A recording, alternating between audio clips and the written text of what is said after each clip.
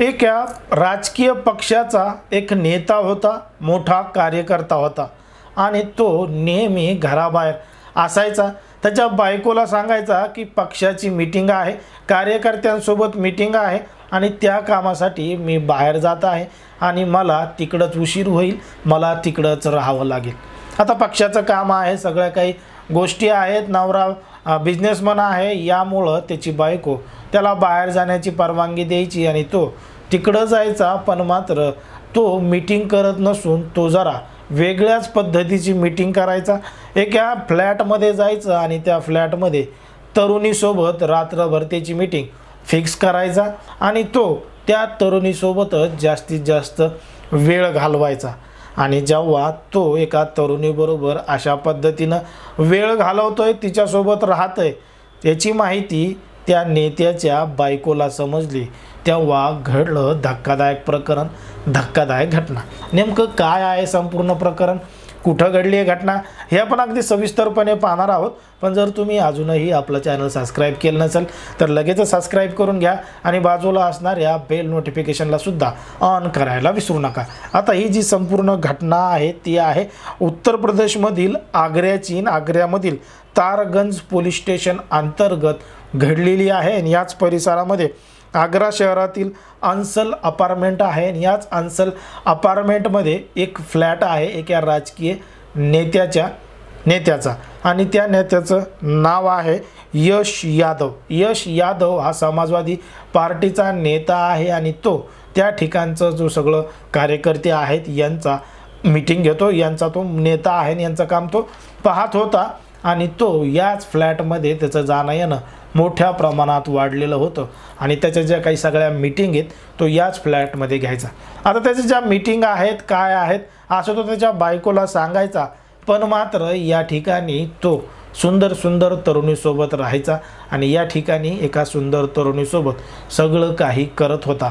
आता या घटनेची माहिती त्याच्या बायकोला समजली आणि जेव्हा बायकोला समजली तेव्हा त्याच्या बायकोनं थेट या फ्लॅटकडं धाव घेतली। एका खबऱ्यानं त्याच्या बायकोला सांगितलं की तुमचा नवरा या ठिकाणी अशा पद्धतीनं कृत्य करतोय आणि तुम्हाला या ठिकाणी यावं लागेल, खोटं वाटत असेल तर डोळ्यानं पाहावं लागेल। आता जो यश यादव आहे त्याचं लग्न काही वर्षांपूर्वी झालेलं आहे आणि त्याला एक मुलगीसुद्धा आहे, त्याचा सुखीचा संसार सुरू होता, पण मात्र त्याला आता बाहेरचा नाद लागला होता आणि म्हणून ते अशा प्रकारचं कृत्य करत होता। आता या संपूर्ण घटनेची माहिती त्याच्या बायकोला समजली। त्याच्या बायकोचं नाव नेहा आहे आणि नेहाला समजल्यानंतर ती तात्काळ आग्र्यामधील त्या अंसल अपार्टमेंटमध्ये गेली, ज्या ठिकाणी तो फ्लॅट आहे त्या ठिकाणी गेली आणि रंगे हात त्याच्या नवऱ्याला त्या फ्लॅटमध्ये बघितलं।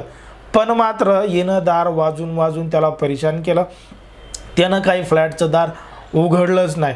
जेव्हा त्यानं दार वाजवलं तेव्हा त्यानं दार उघडलंच नाही, म्हणून हिचा संशय वाढत गेला आणि ही तिच्या मुलीला घेऊन त्याच ठिकाणी दरवाजाच्या बाहेर ठिय्या मांडून बसली होती। दार जोराजोरात वाजू लागली। मग आजूबाजूच्या सोसायटीतले लोक त्या ठिकाणी जमा झाले। काय झालं, कशामुळं घडलं हे सगळं त्या महिलेला विचारू लागले आणि तिनं घडलेला संपूर्ण प्रकार सांगितला। पण मात्र तिचा जो नवरा होता तो फ्लॅटमध्ये त्या तरुणीसोबत लपून बसला होता। त्याला माहीत झालं होतं की आता आपलं काही खरं नाही आणि इथून काही बाहेर पडता येत नाही। आता त्या ठिकाणी गोंधळ मोठ्या प्रमाणात वाढला होता, म्हणून त्या ठिकाणचे जे लोक आहेत सोसायटीचे आजूबाजूला राहणारे त्यांनी तात्काळ या संपूर्ण घटनेची माहिती तारगंज पोलीस स्टेशनमध्ये दिली। तारगंज पोलीस स्टेशनचे जे पोलीस आहेत ते तात्काळ घटनास्थळी पोहोचले आणि त्यांनी मध्यस्थी करत ते दार ठोठावलं, दार वाजवलं। तेव्हा कुठं काही वेळानंतर तो जो आरोपी यश यादव आहे त्यानं दार उघडलं, तेव्हा त्याच्यासोबत आतमध्ये एक तरुणीसुद्धा मिळाली आणि त्या दोघांना पोलिसांनी सोबत नेलं। त्यांची विचारपूस चालू आहे। या महिलेच्या तक्रारीवरून त्याच्याविरुद्ध कारवाईसुद्धा चालू आहे असं सुद्धा त्या ठिकाणच्या पोलिसांनी सांगितलेलं आहे।